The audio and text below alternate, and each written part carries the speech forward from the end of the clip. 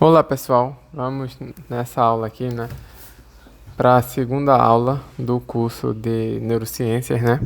E nessa aula eu quero conversar um pouquinho com vocês sobre neuroanatomia, como eu falei. A gente vai ter uma série específica para neuroanatomia, mas aí eu vou começar a falar um pouquinho, apresentar algumas coisas para que a gente possa começar a nossa conversa sobre as células do sistema nervoso, os tipos de células que tem no sistema nervoso. Mas é importante dizer que eu tive que dividir essa aula de neuroanatomia em duas aulas, porque senão ia ficar muito comprida a aula. Então, a próxima aula que a gente vai ver, ainda nessa série, vai ser sobre anatomia e depois é que a gente vai falar sobre as células, né? Então, bora lá, bora começar.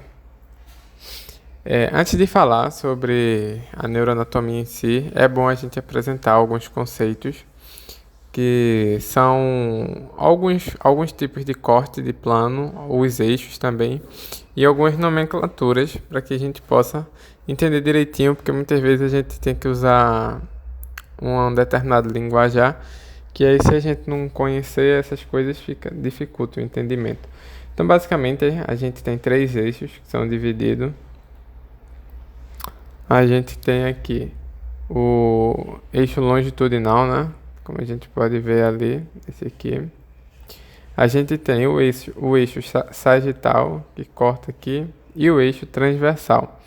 Além disso, a gente tem três planos: o plano frontal, que vem cortando aqui, o plano sagital, que corta até aqui, como se fosse assim, descendo, e o plano transversal, que é como se cortasse a gente na metade. Bom, esses daqui são os eixos e os planos, né? E aí, essas daqui são as nomenclaturas que a gente tem que saber. Por exemplo, se eu digo que alguma coisa ela tá mais cranial que outra, quer dizer que ela tá como se fosse mais em direção à cabeça. Por exemplo, eu posso dizer que o olho está numa posição mais cranial que a mão, porque ela tá mais para cima. Já a mão ela tá mais caudal, porque ela tá mais para baixo.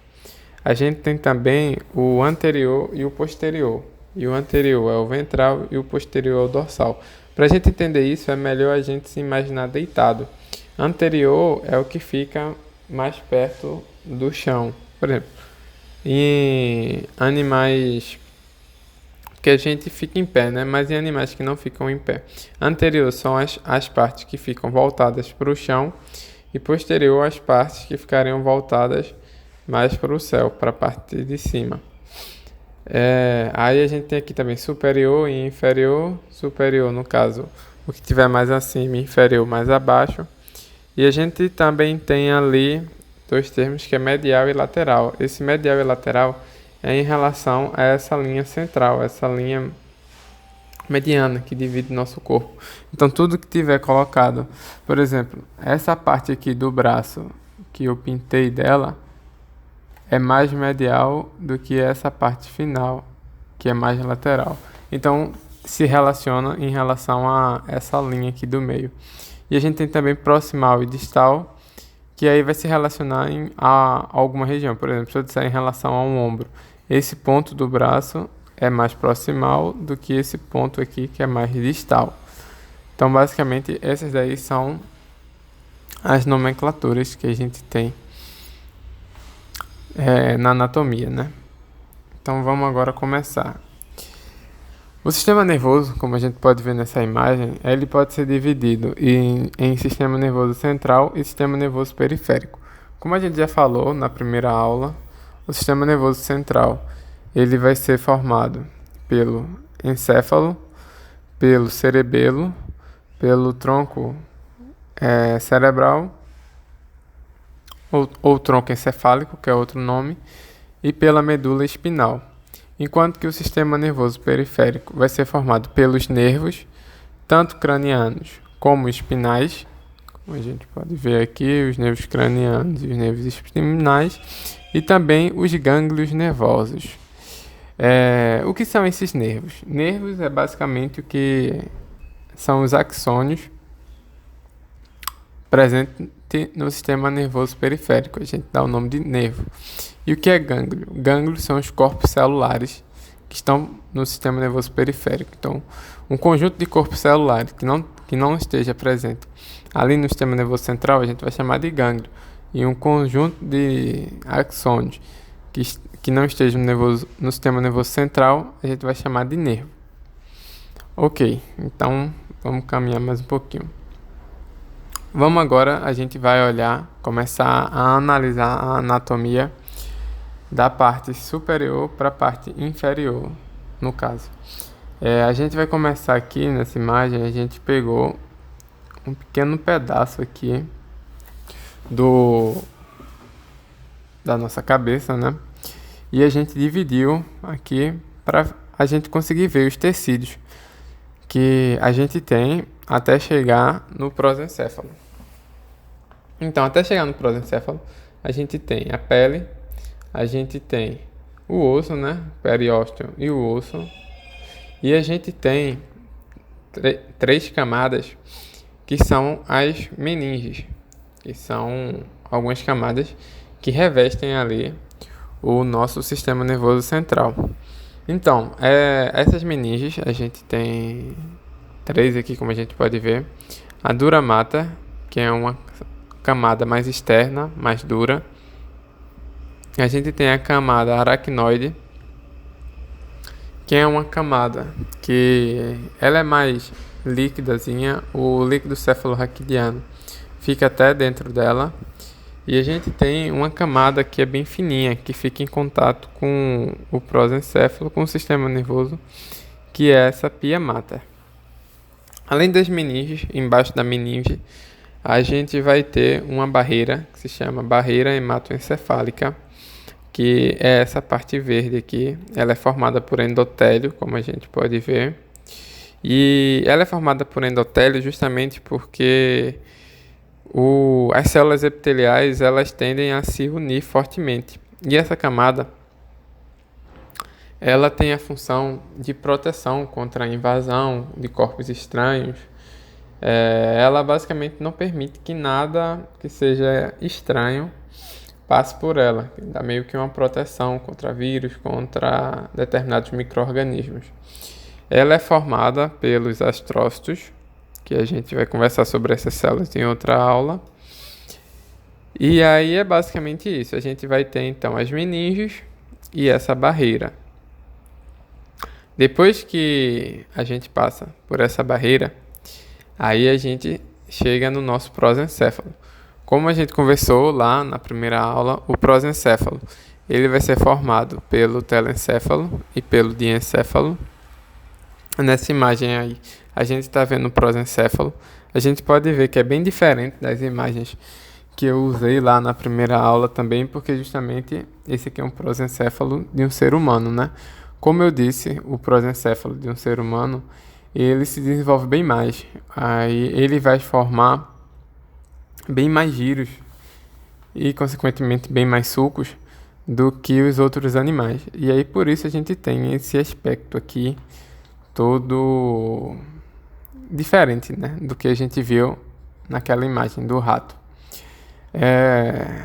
O nosso prosencéfalo, o nosso telencéfalo, no caso, ele é dividido em 5 lobos, que tem aqui o lobo frontal, o parietal, o temporal, o occipital. E se a gente abrir aqui uma região, a gente pode ver a ínsula, que faz parte do lobo insular. E, além disso, ele também é dividido quanto à sua funcionalidade. Porque as regiões desse córtex, elas têm meio que vão exercer determinadas funções. Algumas funções, uma área em específica, fica responsável por desenvolver funções mais simples e funções mais complexas, como os sentidos, por exemplo, vão funcionar a partir da conversa, digamos assim, entre várias áreas desse córtex. A gente pode ver aqui, né, o nosso córtex motor primário. Na imagem não está mostrando, mas aqui a gente tem o sulco desse córtex. Os sulcos basicamente são regiões que servem para dividir uma parte do córtex da outra. A gente tem aqui a área motora suplementar e aqui a gente pode ver várias partes do córtex e suas determinadas funções, né? Aqui o córtex visual, córtex gustatório, enfim, esses nomes e essas localizações a pessoa não precisa decorar mesmo. E a pessoa meio que vai aprendendo, quanto mais for vendo, mais vai ficando na sua mente.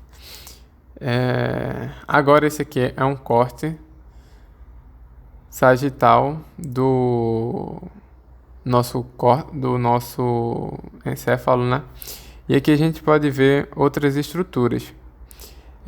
A gente pode ver o corpo caloso aqui, que a gente já conversou sobre essa estrutura. É uma estrutura que permite a comunicação, né, entre os dois hemisférios. A gente pode ver aqui o sulco caloso, que é a parte que vai dividir o corpo caloso desse outro giro aqui, singular. E a gente pode ver que ainda meio dentro desse prosencéfalo, na região interna a esse prosencéfalo, a gente viu aqui nessa imagem algumas estruturas mais externas e a gente nessa imagem está vendo algumas estruturas mais internas. A gente tem alguns giros e alguns sulcos mais internamente que vão desempenhar outras funções, né? Bom, então esse aí foi o telencéfalo. Agora a gente vai ver um pouquinho do diencéfalo. O diencéfalo, ele, como a gente já conversou, vai ser formado pelo tálamo e pelo hipotálamo. Além disso, ele vai ter essas duas regiões aqui, epitálamo e subtálamo. E a gente vai conversar sobre as funções de cada estrutura dessas em uma outra aula. Mas já adiantando alguma coisa, o tálamo que a gente vai ver na próxima, vou deixar para falar no tálamo na próxima imagem que a gente vai ver sobre ele. E o hipotálamo, ele é uma região, né, do nosso diencéfalo que está relacionado à nossa homeostase corporal. E além disso, ele também sintetiza alguns hormônios e ele está ligado com a hipófise. Ele controla essa hipófise e controla a síntese hormonal, né, dessa hipófise, controlando diversas partes do nosso corpo. Aí, como eu disse, o tálamo, ele é uma região que é dividida em núcleos. A gente pode ver cada cor dessa aí é um núcleo.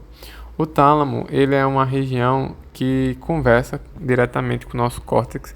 Antes da informação ir para o córtex, primeiro ele tem que passar pelo tálamo, e o tálamo, ele traduz essa informação para o córtex. Ele é dividido em vários núcleos, porque justamente cada núcleo ele vai ter uma determinada função.